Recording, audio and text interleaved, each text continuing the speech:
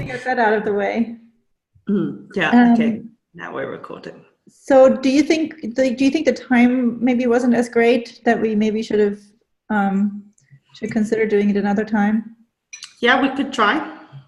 We could try. Did they indicate at all what time would have been better? They didn't. No. Yeah.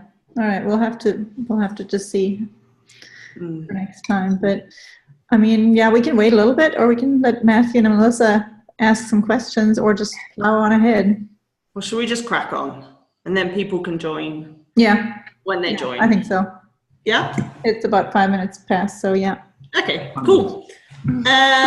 Well, my name is Hannah, and I run Translating Me, which is an online platform to support expats to make an impact with their time abroad by finding a job that they love to do. And I'm Sina, and I no longer live in South Africa. I lived there from 2010 to 2013 with our 4 kids, and had them in a South African school, and have since moved back to the United States. But I still maintain my blog, Joburg Expat, which you've probably come across. And yeah, so we're just here to go through some topics that we thought were relevant for newbies like yourselves, and yeah, get you guys some information. Great, thank you. If you have any questions, there's the chat on the side there, or at the bottom of your screen, or just feel free to just chirp up. It's absolutely fine. It's very informal. So let's. I'd like to say my wife has got me joining this. I didn't know any of the history or who was who, but I contacted Joburg Expat on Facebook, and you gave me a recommendation for a lady in Four Ways Gardens for the TRN. Oh, is that you? Yeah, I've given that to many people. Yeah. So, and we did contact her. We went to her office, and it took about, I think, 4 or 5 days, but she was able to get a TRN for us. And I'm going to be referring some of my coworkers who have moved here from India. I'll be referring them to her too. So that's awesome. You know, it's funny because somebody gave me that phone number. That's all I have about her. I've never met her. And everybody always says it works like a charm, but she doesn't seem to want to, you know, have it publicized. So that's why I only give it out upon request. But I mean, have you talked to her about that? Yes. Yeah. We talked to her, and because I was thinking she had met you. So I said, this is who referred me, and I showed her our messages, and she said, no, people refer me, but I prefer it to be word of mouth. I don't want to be advertised, because she's, I guess, just skeptical about who might show up if it's just kind of out there for anyone to find. So. Oh, got it. Got it. Well, it seems to work well. I mean, she's getting quite some business. I should probably talk to her though and charge her for it. She had a huge stack of like a notebook, like a 3-ring binder that was probably 4 or 5 inches thick of all the people she was helping. So I'm sure she's got a lot. Now, you said she was going to be $650, and she charged me $750. So her rates are either going up or. It probably has. Yeah, that was probably some time ago that I got this information. I mean, do you have any other contact info for her rather than just the phone number? We got an email address for her, right? Yeah, I think I have an email address for her, and then I also we went to her location, so we know exactly where it is and where it is. Yeah, I mean, if you don't mind passing on the email address, I would like to get in touch with her, just because I have been sending a lot of people her way. Yeah, I can give you her email address. I'll just reply to the Facebook message that you and I had. Yeah, perfect. Thanks, Matthew. That's amazing. So does she do everything for you, Matthew? Does she go to the... Yeah, so I sent her, I think I actually just sent her an email. I'm not sure how I got her email address now that I come to think of it, because I thought maybe that Joburg Expat had given it to me. But either way, maybe I called her and gave it to her over the phone. I think I gave you the phone number. That's all I have for her, I'm pretty sure. But I called her or got her email, and then I sent her an email that said what I needed. She replied with a list of stuff I needed to bring. And then she was very helpful with, like, some of it needed to be certified and have fingerprints on it. And she said, you know, if you can't get that done, you can just come with me or come here and I'll go with you to the police department. So she was very helpful. I didn't end up doing that with her. The police department was super easy to go into. I went to the one here in Morningside, and while it was a little bit of a line and it wasn't clear with signage, I was able to ask a couple of the officers walking around, and they were very happy to point me in the right direction. And we were need fingerprints for a TRN? Yeah, the TRN form itself, I had to have fingerprinted, but all that was free at the police department. So you just show up. It's so interesting though, because I've never heard of needing fingerprints for a TRN. That just goes to show it's different every time you go. Well, the form that I filled out, the TRN form, was just off of the website for the government. I don't know exactly which website, but it was one I just downloaded. And then when I went to the office, it has 2 squares on it that say fingerprints for left and right thumbs. So, maybe they do them. Oh, that could be it. Maybe they do them when you go there. I don't recall. And maybe if you don't go yourself and she does it for you, you need to have the fingerprint. Yeah. So we went to the police department. They had a little thing set up that it was ready to go with fingerprinting. That was free. We needed 2 copies of some of the IDs certified by the commissioner, and they did all that also for free at the police department. So it took maybe 10 minutes at the police department, and then it was driving to Four Ways Gardens to drop the stuff off with the lady. She was very helpful and very talkative. We had to kind of work our ways out because she wanted to keep talking to us, but she was very nice. And then within 3 days, I think she got it done, versus the website says like 20 some business days. So it could have taken forever. Perfect. Great. Okay. Now, we still haven't used that TRN to buy a car, so we're not so sure how valid it is, but we're thinking that we're going to do that soon. So we'll find out that information soon. Perfect. Okay, let's get going. So the title for our webinar is the 5 mistakes that the majority of expats make when they first move to South Africa. And the first one is that people forget to pack their mental toughness. And I'm not sure if you've come across this cultural adjustment curve before, but it's just helpful to know that there will be many downs, but there will also be many highs. And we're all creatures of habit. So we all like routine, and our brain processes that we get up in the morning and we brush our teeth and we eat breakfast and we drive to work, and we do all of that without thinking. And then we're thrown into a whole new way of doing things, and there's taxi drivers, and there's really hot, and the birds wake you up at 4 in the morning, and there's massive hardy-dars, and there's frogs, and there's all sorts of stuff that just send your brain into overdrive, and it can't process everything. And so it just means that it's a bit more stressful for you. Sadly, there's no real way to quicken this curve up. So you will always have big highs and low lows. But the good thing to remember is that it will get better. Every day gets a bit easier.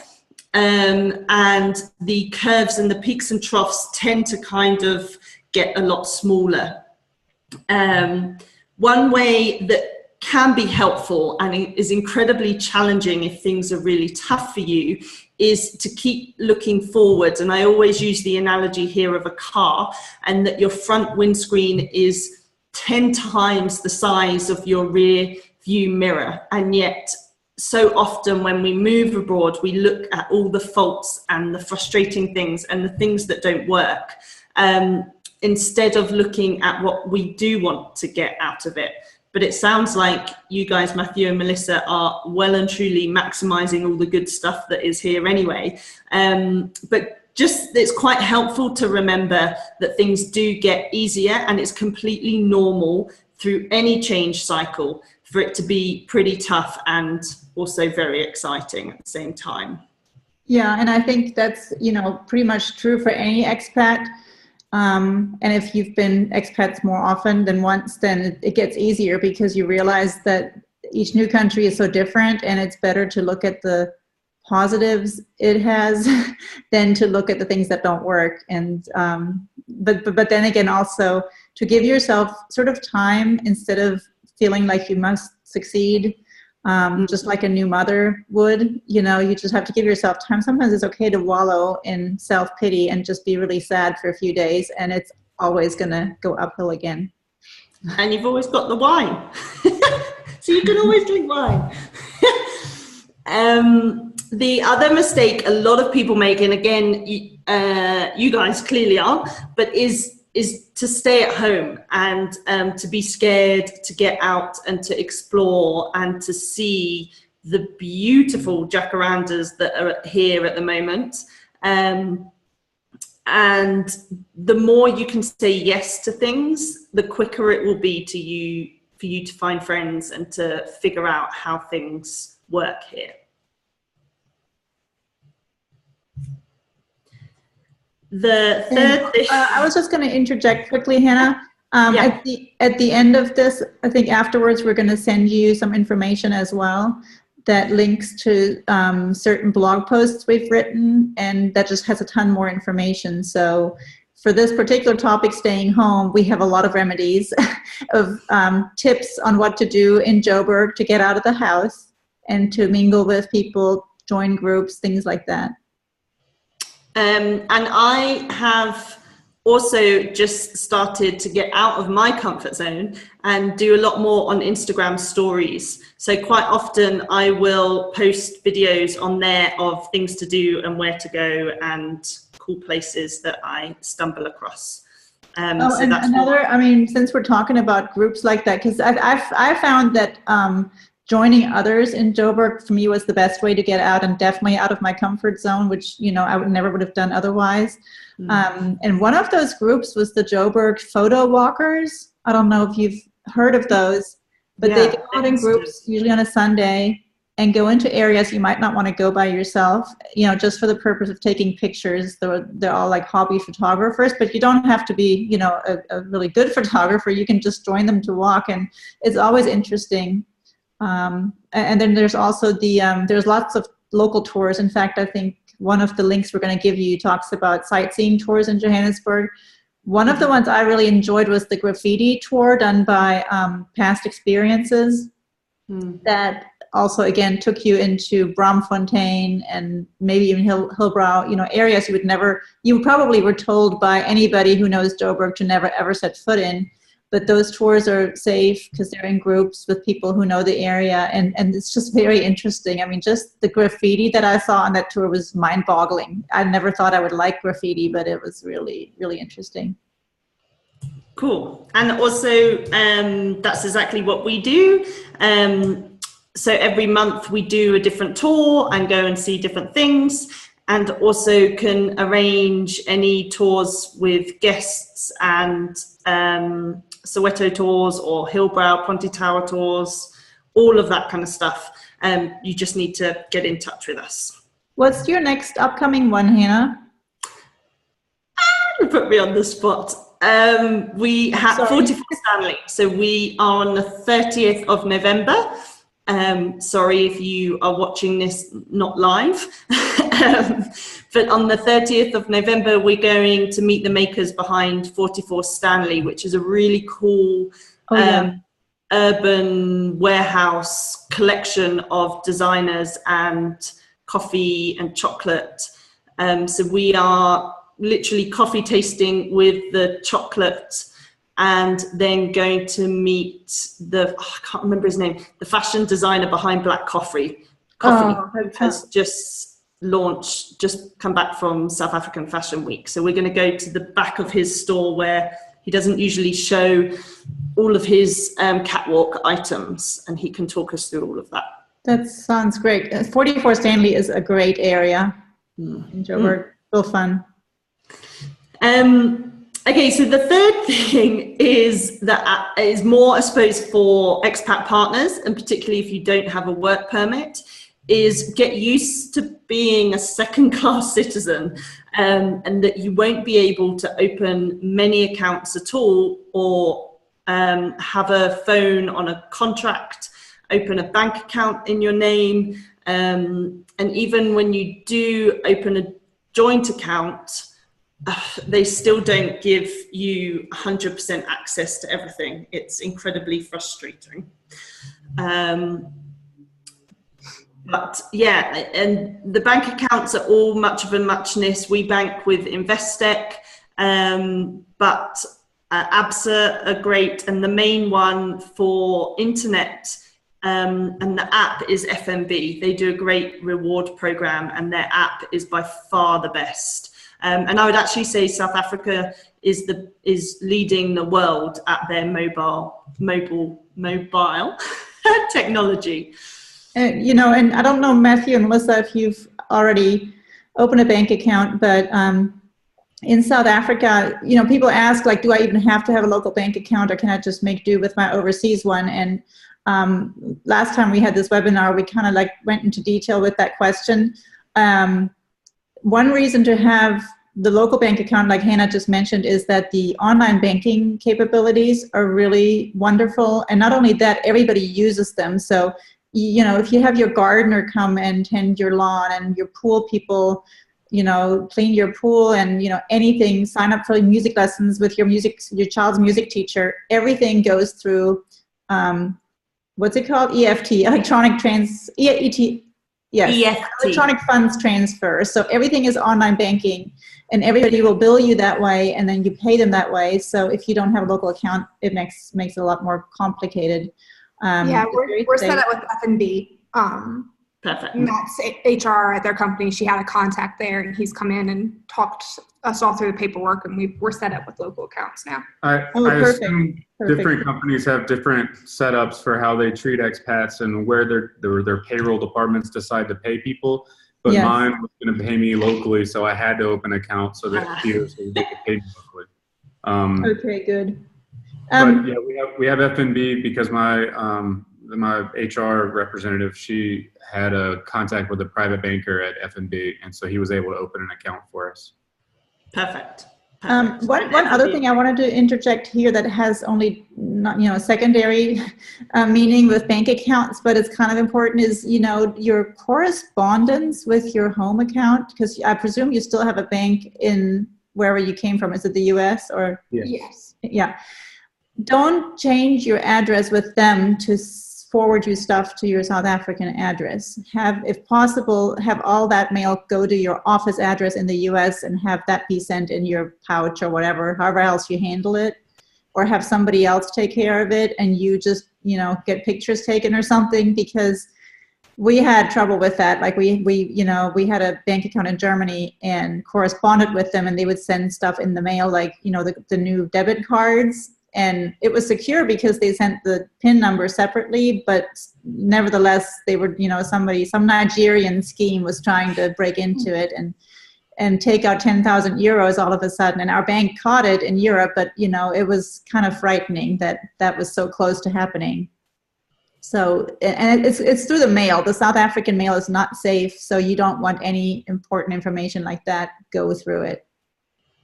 Well, we'd already updated those addresses, so we may have to reconsider that.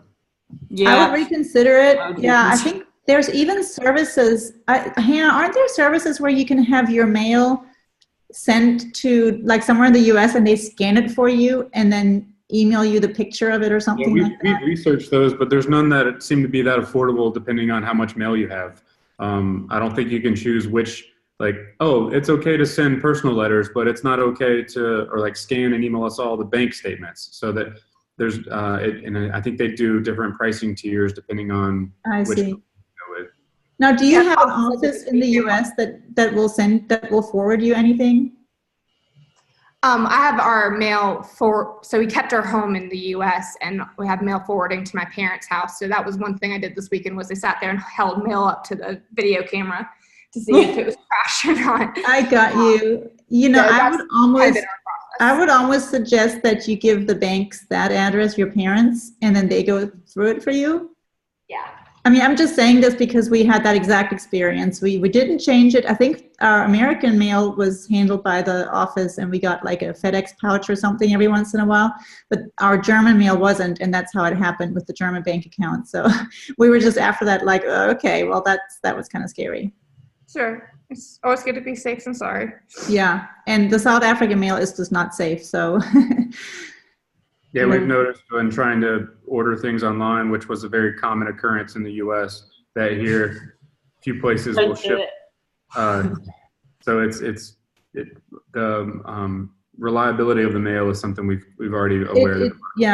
It takes forever. Tell your relatives not to send the kids, if you have kids, to send them any Christmas presents because they will get stolen. I mean, we had so many Christmas presents disappear. But I will say, ordering from Amazon from the U.S., from what I've heard from friends, is actually pretty safe because they send it through like a courier and not the postal service, and secondly, they refund you if you claim if it's something that they ship to South Africa and you don't get it, then Amazon will refund you.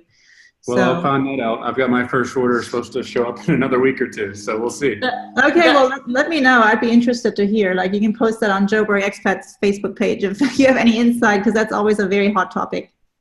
And the only thing you have to look out for is the import tax is so expensive.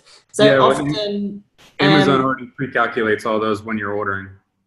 Okay, great. Because often we've paid double when we go to the post office to pick it up, and there's no rhyme or reason for how much they want to charge you. They just decide that that's how much they're going to charge you.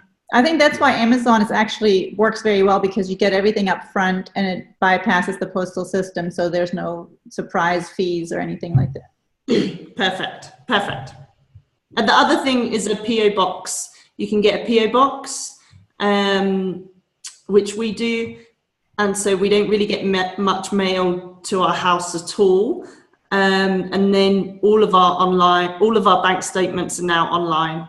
We don't get anything sent to us. Yeah, we do most of our stuff online anyways, but we may consider getting a PO box. Our moms want to send us cards, and we're like, you can try. We don't know if we'll get it or not. Yeah, it's fine. It's actually fun to go to the PO box and get actual mail every once in a while. Yeah, it's just I did an experiment. You'll find it on my blog on Joburg Expat. It was like several years back, and I sent all the Christmas cards out, and I actually tracked them to every single country. I had 120 cards, and I had everybody report to me when they got theirs. And by far, South Africa was the slowest. Like, the quickest was Germany. People got it from the US to Germany in 5 days. And then in South Africa, it took 30 days. And 30 days is good. Some didn't arrive until Easter. And it was funny though, because in some instances, I actually addressed one wrong and jumbled the numbers in the postal code. And that one actually ended up getting there because somebody, figured out who it was and changed it. And so there's people who go out of their way in South Africa too, which is just so charming. But we've only met nice people so far. So hopefully we can stay on that curve. Yeah. Good. Okay, so the next thing is emergency details. And actually in the last month, very sadly, I was in a situation where I had to use the emergency details. And so I wanted to tell you all about this app that I have since now come across. Because if you download this app, then it will call an ambulance for you wherever you are. Oh, wow. So, can you see? It's not going to come up very well, is it? But it's just a map, and then you literally press request assistance. So I'll put it in I can't put it in the chat now because I'm on full screen, but I will put it in the chat, and it's Namola, Namola. Does it give you a choice which ambulance you connect it to, or is it a specific one? I don't know, but it also, you can report corruption through it as well. So when you get stopped by the police and you have to give them 100 rand so that they leave you alone, you can put it in there. Yeah. Interesting. But by the way, don't do that. Don't pay any money. I've survived 3 years without paying anything, and you don't have to. So in that situation, so the TRN lady went on and on and on about it for a while, and I wasn't really sure how much of it was just good advice or just kind of being paranoid. In the situation where there is a corrupt officer that's trying to get money from you, what do you do at that time? Do you go ahead and call the hotline, or no? I mean, if you want to I guess, do something about it, you know, in the grand scheme of things, but just for your own sake, I experienced that all you just have to do is be patient. If you signal to them that you're not in a hurry and that you're, you know, prepared to wait, that you know your rights, then I've never, and sometimes they'll tell you, you know, well, then we have to take you into the station or even to prison. They've threatened me with prison so many times. If you just ignore that and sit there and wait, they eventually let you go. So I've written so much about it. You can look on my blog under the car, I think it's car and traffic or something tab, or, you know, topic label. I recommend printing out the South African National Road Traffic Act, or at least the one page that pertains to driver's licenses and TRNs. Just print that out, keep it in your glove compartment, and shove it in their face, because that shows them that you know your rights. The other thing, just on a safety thing, is you don't actually, particularly if it's at night, you don't have to stop. You can put your hazards on to show that you are aware that they're trying to pull you over.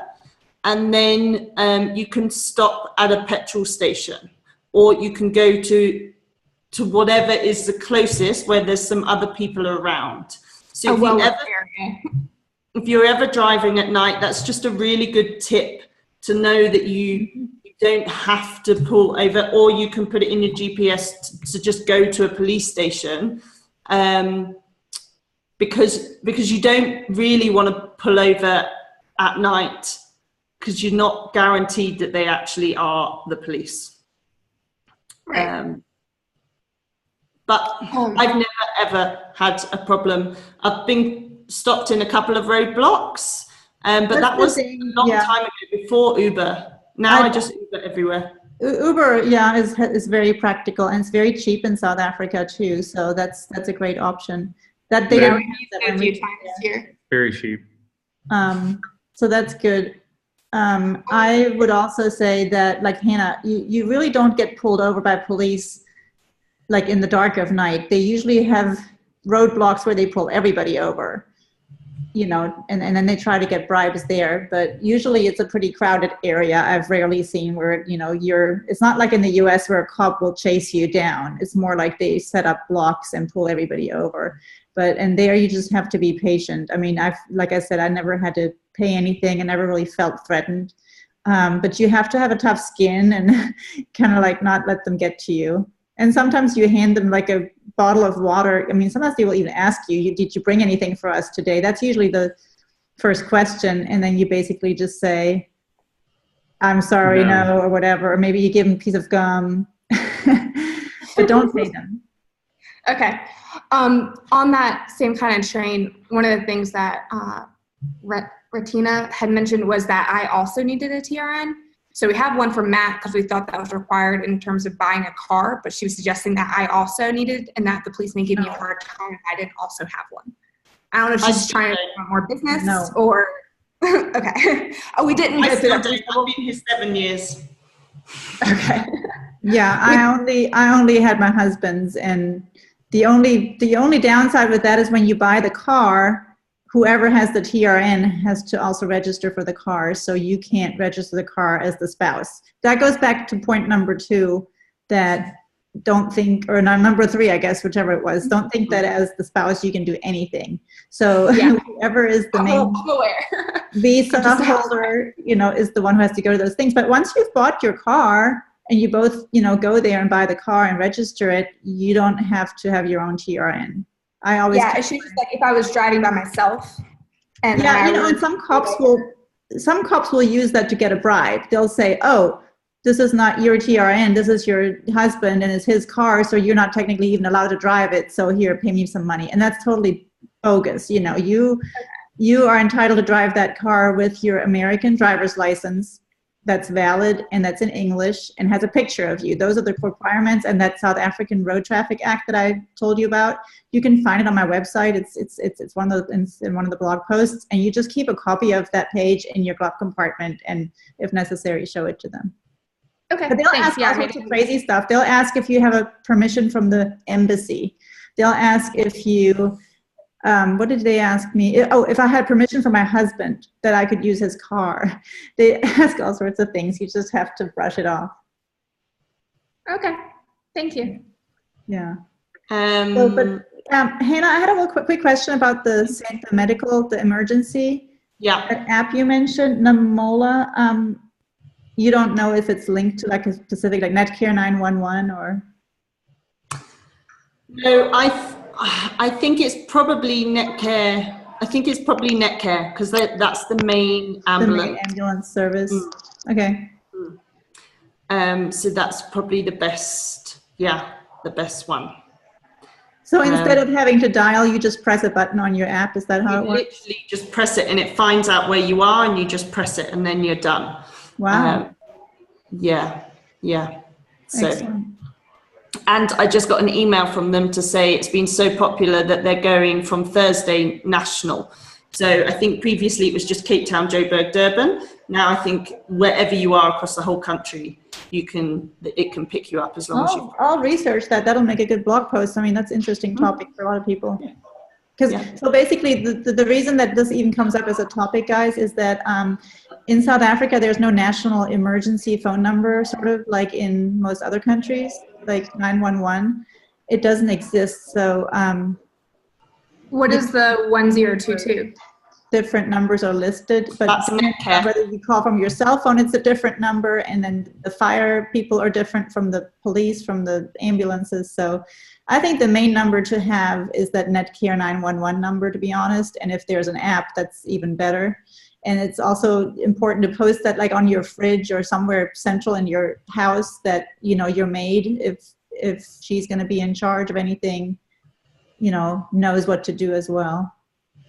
So I said on the last month, we've got children, and I have said to my nanny that if anything ever happens, the quickest and easiest thing for her to do is just to press the panic button and to get our security that drives around. They have paramedics, so they'd probably be the quickest because they're just 2 streets away maximum. So that's probably the best solution, I would say. Very sadly, I had to call an ambulance 2 weeks ago and it took an hour to arrive. Ooh. So if you're in a real emergency and you're with somebody, chuck them in a car and just drive. I would say as long as they're not going to break their neck or anything else and you can't move them. But this brings me to a different point also on hospitals. If you're newly arrived, I would suggest you scope out hospitals and figure out which is the one you want to have as your sort of home base hospital, like in case of an emergency, that you also, again, have your maid, you know, go to if you're not there for some reason, and that you go to. Just if you know the area, it's so much easier. So I don't know where everybody lives, but you know, in the Dainfern Four Ways area, Life Four Ways was a good hospital to go to. And then Santon. Santon Mediclinic's brilliant. And it's got an emergency. So those are probably the 2, Life and Four Ways, and then Santon. I think there's a Morningside clinic that's like a block from us. It's really close. Also perfect. I don't think Morningside has an emergency department. I think you have to be booked in. I could be wrong, but I think it's only Santon that has the emergency room. That's good. So that would be a good thing to check out, you know. It says they're open 24 hours, but I'm pulling up their website. It might be then that they don't have emergency for kids, but it also, that was when I checked it out ages ago. It's probably a good idea to go and look at it and sort of be aware of how it goes. And as far as health insurance, we had Aetna Global through our company, and we just basically paid everything up front and no questions asked with our credit card. And then our insurance company always reimbursed everything, no questions asked. Our son broke his arm once, and we actually went to Mulbarton Hospital because we were on the south side of Joburg for a soccer game, and that was not the best hospital to go to. So again, I would rather drive a little bit longer and go to the home one that you know of rather than the closest one. But our insurance paid no problem because the South African rates are so cheap that an American company is never going to balk at anything. Yeah, we had to get a South African company, so we had Discovery. Yeah, Discovery is the main local one here. Oh, good. That's even better. That gives you discounts, doesn't it, for the Yeah, for Uber and for all sorts of discounts. They're really good. They had a discount. I was just looking at a bunch of their other discounts with Virgin Active and Virgin Active, exactly. The grocery stores that I didn't see Uber on there. Yeah, no, that's nice. That's good. They're really good. Was there anything else on emergency contact details? I don't think so. There is a poison control number that's also national that I always posted on my fridge. And again, I think it's on Joburg Expat somewhere if you look at the healthcare topic. Okay, and what was the 1022? I think I had asked that, but talked over each other. The what? 1022, what is that phone number to? That's what I had found as a police or ambulance emergency number. 10. Is that the one you can only dial from your cell phone, maybe? Let me look on my blog real quick. Let me find it. Okay. I think that's Netcare, but I could be wrong. I thought I saw it on the Translating Me website or something else that came off of that page. There was like a social media guide and then a calendar, and then on that calendar, it was on that page. But I was on a couple different pages today, so I'm not really sure which one I got it from. I'll find it. We can keep going, but I'll find it. I was going to say, let me look it up and we'll get back to you on it. Yeah. I can do that. And the fifth one is, and this happens to so many people, as soon as they find out that they're being moved, all of a sudden they book in every single holiday that they wanted to do and just haven't got around to doing. So the biggest mistake is not getting out there and traveling. And South Africa is absolutely beautiful.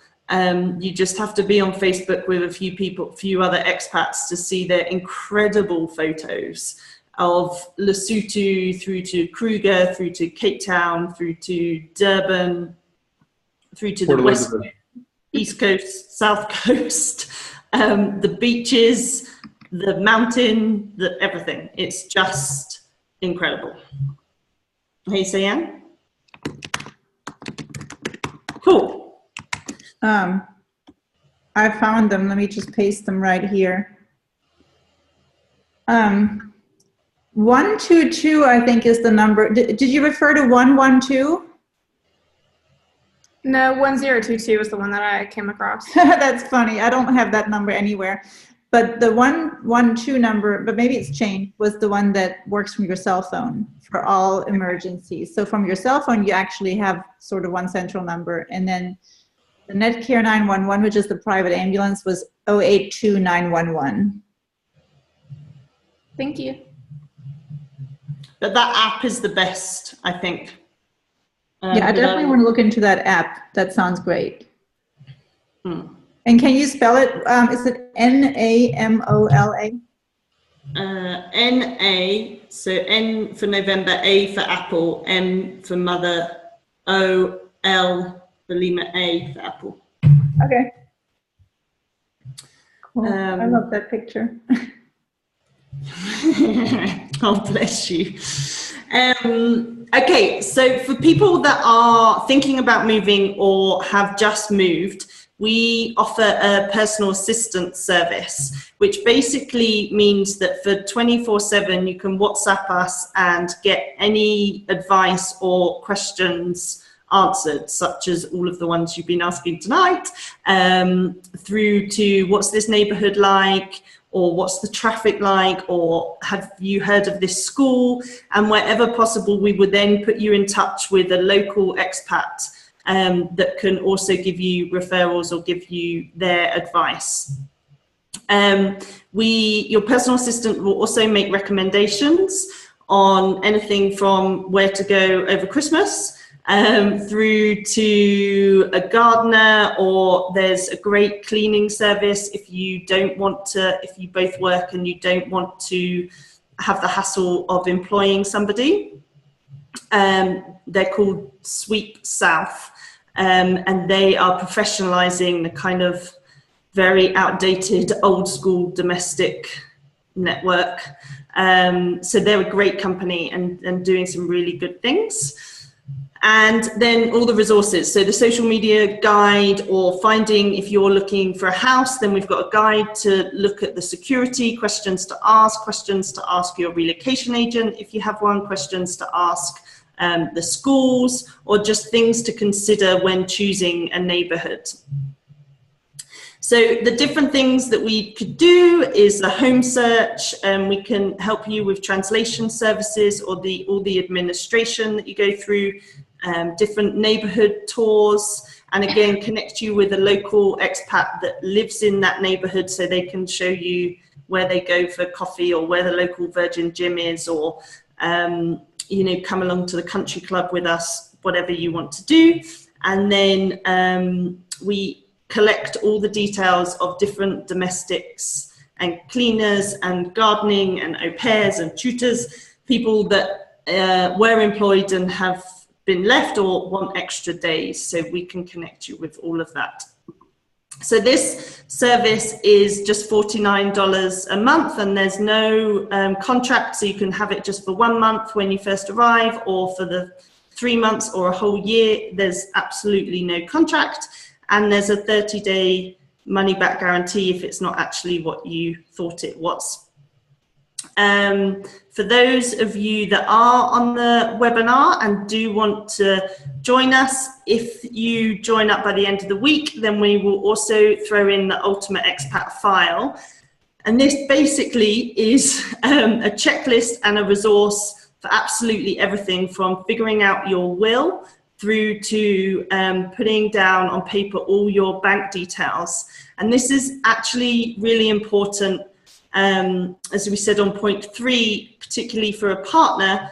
If something ever was to happen to your spouse, you just need to be organized and have everything written down so you're aware of passwords and bank account access and everything else, because it's just so much more complicated if you're living in a different country than if you are in your home country and you are a fully fledged human in your own right. So that's a service that we offer. If you've got any questions, then either email me or you can follow up with me later.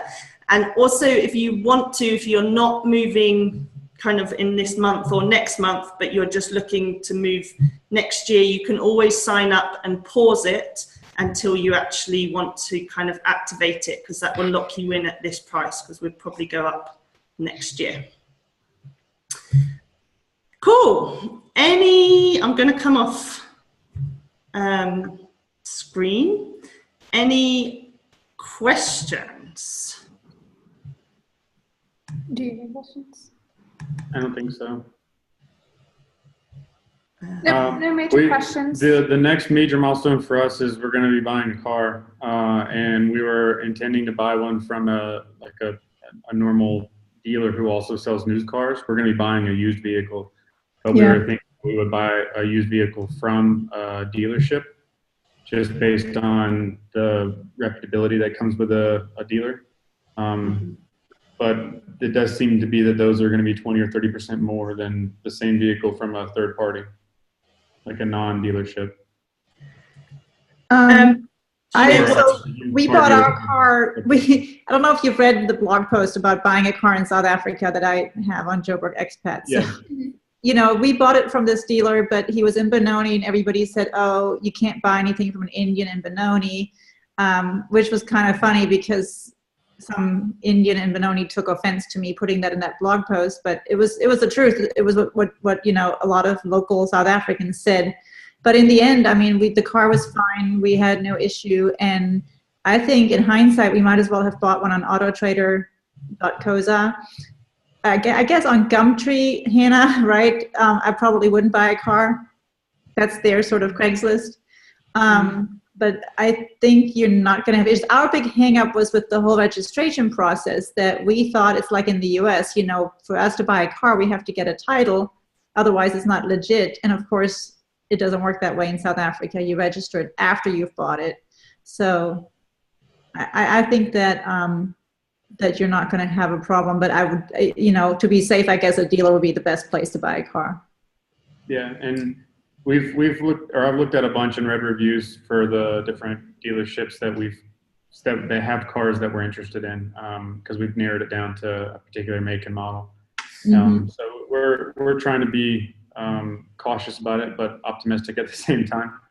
So which one would is it just a regular dealer like close to you guys? Well, we're looking for, I think, a Jeep Wrangler, and so we went to the Jeep dealer in Four Ways, but because we're looking for a used vehicle, it's a lot.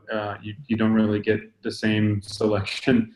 You have to just find whatever in the market. So they have one, but it was a month ago when we saw it, and so then it sold. So then there's another one, a few others at other dealerships, and it's just a matter of which place do we feel comfortable enough after we've seen the car to actually make a purchase. I think that's probably a sound advice. But I mean, I would definitely take a look at Auto Trader because we've used Auto Trader and I think Auto Mart and then Cars.co or something like that. Most of my coworkers are they're from South Africa, so they've been able to point me in directions for a lot of tips and things. Yeah. Perfect. Good. Yeah, I mean, I don't know of anyone that drives a Jeep that's leaving, sadly. I've got lots of Land Rovers and lots of Toyota Fortuners. Yeah. Those are great cars, by the way. They're just massive. It was our first rental here because we only brought luggage with us, and I was grateful for that big of a car for all of our luggage, but so massive, and learning how to drive on the other side of the road. Everyone at work tells me that the Fortuner is on the high risk list too. So it is because it's the same as the taxis, so the parts can be nicked. So the Jeep's not on that list, so we're hoping that'll give us a little bit of comfort. Yeah, well, as long as you're not planning to like drive, into remote areas of Africa where you need spare parts, that might be an issue with a Jeep. But other than that, I think you're going to be just fine. We had an Audi Q7. It was a great car, and I loved my dealership. The only thing I will say with the dealership is once you start, you bought your car and you take it in for oil changes and things like that, you have to remove every single valuable from your car, down to the coins that you keep in your little coin thing, because they will be taken out. Yeah, we were at the police department getting all that paperwork for the TRN, and there was a guy filling out a police report. So he had gotten his car washed somewhere and had left money in it, and it was gone. And it was like, well, I'm sorry, man, but don't do that. Stupid. Yeah. But it's like funny putting because ice cream in front of a kid and saying, "Don't lick it," Yeah. But it's funny. I mean, I would take out everything, even my little supplies, like a nail file and all the kind of stuff, the miscellaneous stuff you keep in your glove compartment. I'd have to, my purse was always bulging when I left the dealership because I knew that it was not going to survive. So. I've just had another question come up on the chat about visas. And a South African fiance, but need to get a job before moving. As far as I'm aware, if you are getting married, then you can apply for a spousal visa with the right to work. So that would enable you to come and live here and then look for a job. I think it would be very hard to try and get a job as a foreigner without a visa, just because of the high unemployment rate here. But the other thing you can do if you, on a spousal visa, on a spousal visa that's linked to a South African, is a business. You can set up your own business. So that's another one. But I think we probably will run a whole webinar on visas and the process for working and the different types of visas you can get. The other one is you could look into is a retirement visa and a study visa. If you get a study visa, you can work for 20 hours a week. So that's kind of my advice. Sorry, it's not more positive. but it's realistic. Yeah, I'm on a dependent visa, and we went through a big ordeal just to figure out what I can and cannot do. And we were trying to get my company to sponsor me so that I could also work. And it was a nightmare, but maybe a study visa would have been the workaround. Well, yeah, that's what I advise. That's what I advise anyone to do, is to come in on a study visa and then use the opportunity to study French, or it used to be a lot freer than it is now. I think now you might actually have to do a proper degree or something. But it does mean you can work 20 hours a week, but then you're paying out huge amounts for that qualification, and that you're studying as well at the same time. So you may as well work as a volunteer, and you can, not necessarily for a charity, but you can work for a startup or another company. And we're also working with the Department of Trade and Industry here to put together a solution for expats that are on kind of a 4-year contract to set up their own business and waiver that 5 million rounds that you need to bring into the country. So we're working with them on that. So I do say, if you want to start up a business, then let me have a proposal and I will put it in front of them. So there's progress, but it's slow and frustrating. Like everything in South Africa. But I mean, there's a whole, I'm actually probably going to do another whole webinar on careers as well that you can do, because there's on the whole world of freelancers and online now is massive, and you can get paid offshore, either back in the States or get paid into PayPal offshore, and then you're fine. So yeah, that's a short-term solution if you really want to work or just have fun. Start a blog. First month has been nice, but 2 years I might want something to do. Yeah, definitely. You guys have kids? No kids. Okay, yeah. I think most people that, especially without kids, have found joy in volunteering. And, you know, you can go into schools in Deep Sloot once, twice, 3 times a week and help out there. There's a lot of things that you can do that I have friends who've done that. Yeah, it's on my list to look into different volunteer options now that we've been here and we're settled into our apartment. I'm comfortable with driving as well, and I can start doing a little bit. Yeah. And I can help you with that, Melissa. If you want to talk separately, I've got a whole host, and I'm actually looking at doing before the end of the year kind of 3 workshops on figuring out what to do with your year next year. So I will let you know more information about that, because I do think the best way that you can make an impact is through working. It's just figuring out how we do that. Yeah. Cool. Is there any other, sorry, I know we've spoken a lot to Melissa and Matthew, and there are a couple of others on the webinar. Is there any other questions, or just unmute and say hi, or type in the chat? Berka, you out there. Hello? I think we've lost them.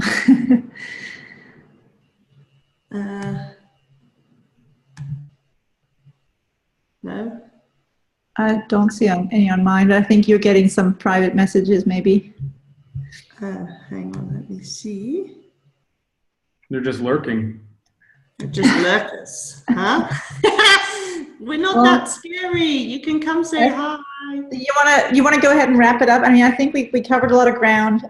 We will send out that PDF file with some links that might help you to get access to specific information on stuff that we discussed. Yeah, and you've talked about your services, Hannah.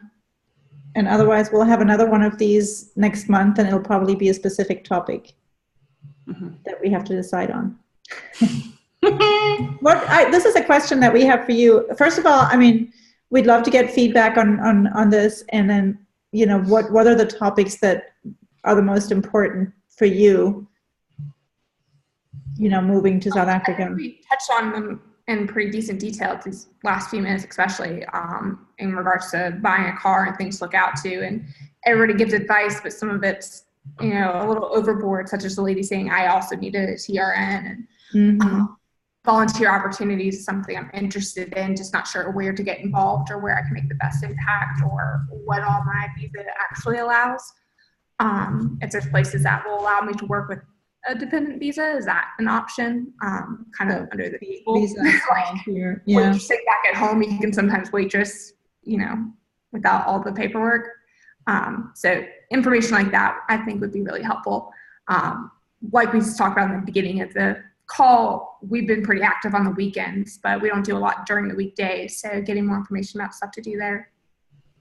What to do. Definitely. And I've got a whole program that helps you put together your weekly routine as well. But then it's just looking at a bigger process of your personal brand and figuring out, quite often the traditional career advice we've been given is that if you work hard and you get a good education, you'll be successful in your career. And that's not the case anymore. I think they said in the States by 2020, 40% of the workforce is going to be contractor and freelance. So there's so many opportunities online and globally now to work, and to, rather than just looking at your career as one part of you, to kind of bridge the scope and look at it as a portfolio. So a portfolio of projects. So we run programs to help you figure out what that project could look like. And by doing a project, you're not working, but you are still gaining skills or personal development that you can then talk about in interviews when you go back home again. So it's just about kind of reshaping, relooking, and trying to shine light on opportunities that you didn't think of before, within a group or within a self-study context. Yeah, that would be really great to dive in more on. Yeah, cool. Oh, Borku just wrote, I moved to Johannesburg in the last March by spouse visa, and I do volunteering in orphanage blogging. Oh, okay. Thanks, Borku. I didn't see that. Okay. Did you just get that? That was just to you then. Oh. That was just to me. Cool. Okay, perfect. Well, thank you all for joining us. And if you've got any questions, then you can email us and we will follow it up with links to blog. And if you weren't able to join us live, then just drop us an email and we will do our best to answer any additional questions that you have. Thanks ever so much and have a wonderful day if you're in the States and evening if you're in Europe and South Africa. All right, thank you all. Thank you guys. Good luck. Thanks. Bye.